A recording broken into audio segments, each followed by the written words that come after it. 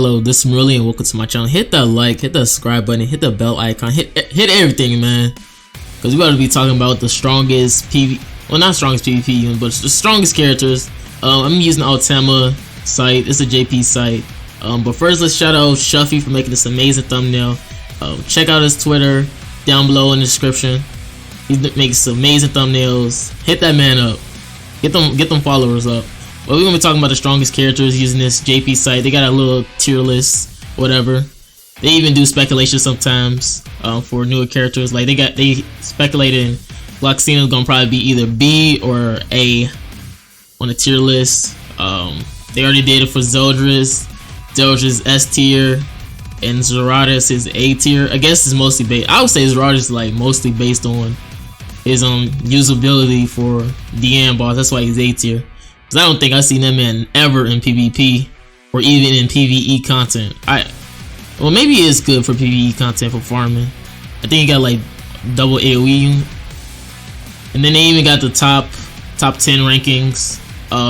Number 1, Red Gauther, 2, Blue King, 3, Blue Lilia, 4th, Red Derrick, 5th place is Red Meliodas, Lost Vein, 6th is Merlin, 7 Escanor, 8th is Red Escanor, 9th is Green Estarossa, and then 10th is Blue Mele.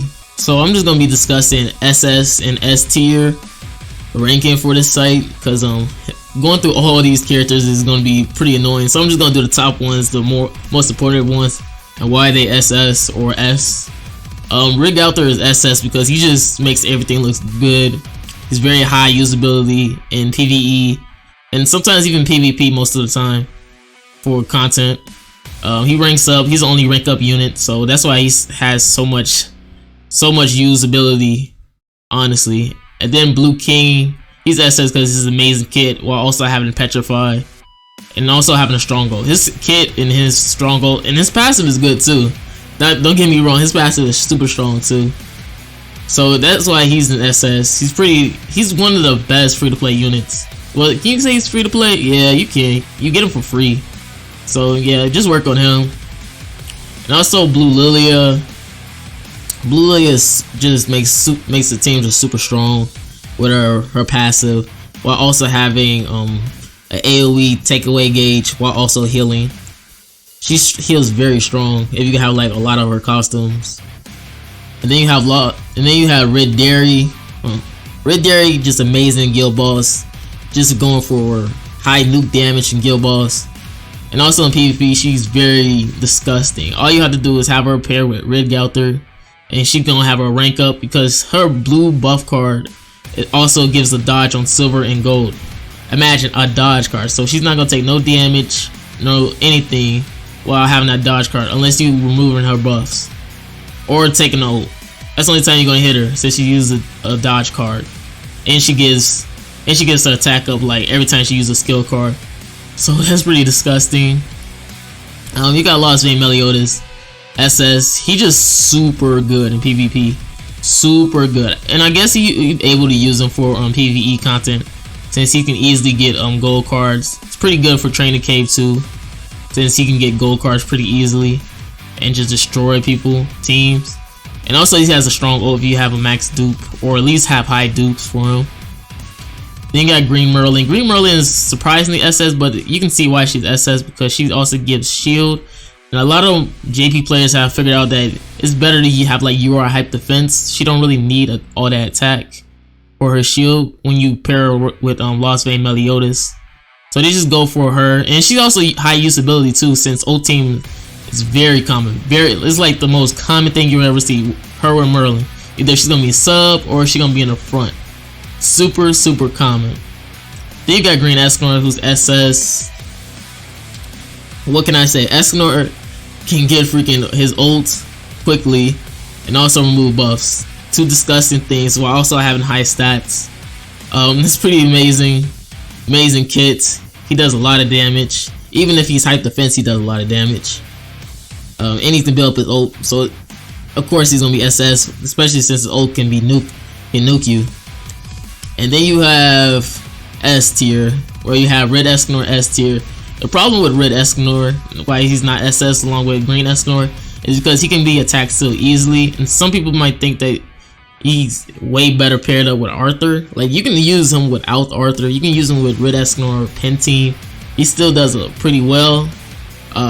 It's just that he doesn't have the high damage output like a Green Escanor would have, since he has an AoE card and he also has a card based on buff. So I can see why he'll be labeled as S tier and not SS, since he has a lot of weaknesses. Then you have Estarossa. I was thinking Estarossa is pretty good in PvP and also some PvE content.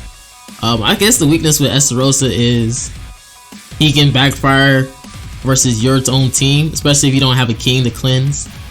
Especially since every time you attack, you also get attack weakness. So if you don't cleanse, you're gonna be like a sitting duck for his commandment. I mean, so I guess that's why he's S tier, because you can just easily eliminate the king, and then your opponent's team gonna have to deal with his attack weekend.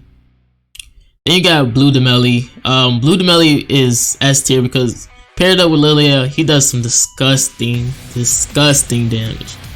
Oh my god, if you don't have a Red King in your back and you see a Blue Mele, you might as well just forfeit right then and there, because he's so disgusting. You gotta kill that man, make sure he is dead. Like, don't even let him breathe the bronze card. You better make sure that man is dead if you don't got a Red King in the back.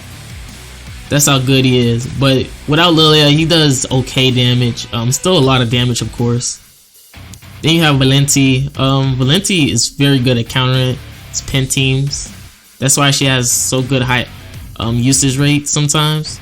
But she's been having hard times in PvP with Lost Vein Meliodas. But when she's there to counter those pen teams and also be paired with a Lost Vein Meliodas, she can be there. Like, she is also disgusting as well, and also can do some pretty high damage in PvE content.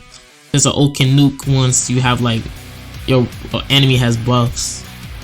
Then you have Red Merlin. Red Merlin also good for PvE content with those gold freezes, able to nuke PvE bosses, and also for certain times in PvP, she can also be very disgusting. Like where times where there's no passive weak, her having a freeze is so good and disgusting. Hellbrim, you can probably debate his usability. You can debate him being an S tier. You can honestly debate that, but Petrify is so strong and his passive is also strong.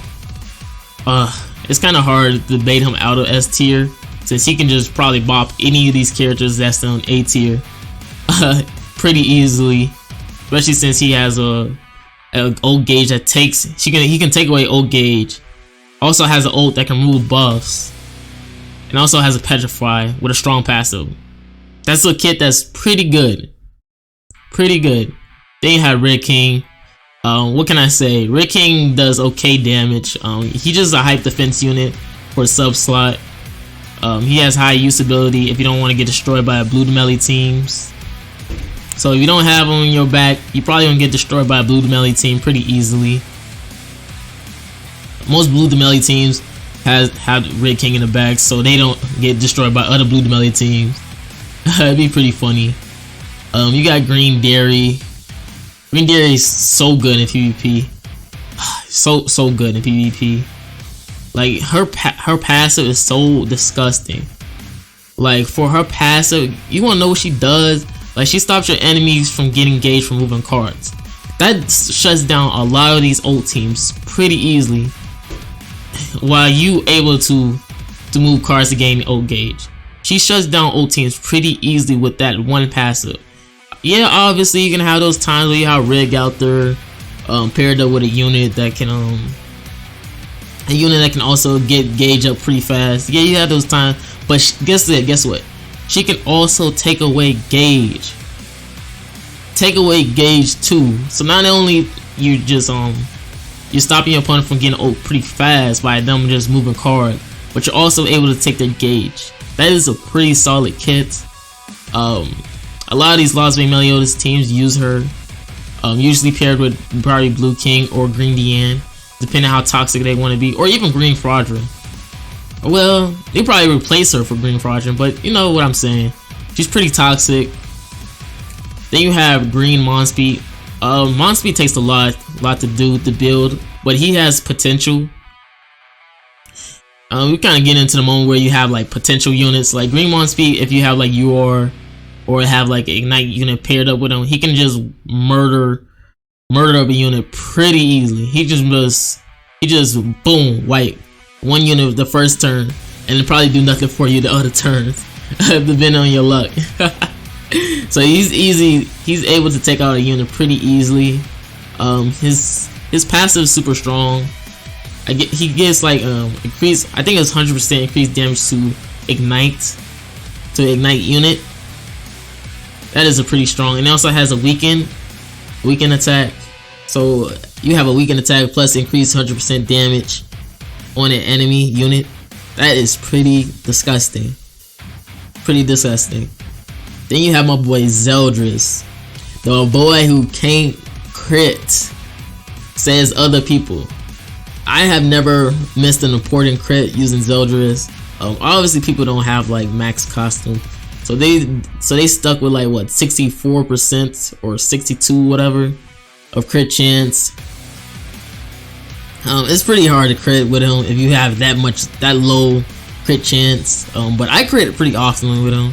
Usually probabilities should say that you shouldn't miss a crit that often, and if you have max costume you get like 72% chance. So that's pretty good. He does high damage once he hits you with a crit. And then his commandment is so strong. Like enemies don't even use his commandment. I don't know why people think like enemies use his commandment.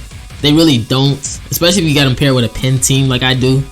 You don't really care. The opponents can just move their cards because it doesn't really matter to you. You can just destroy them either way.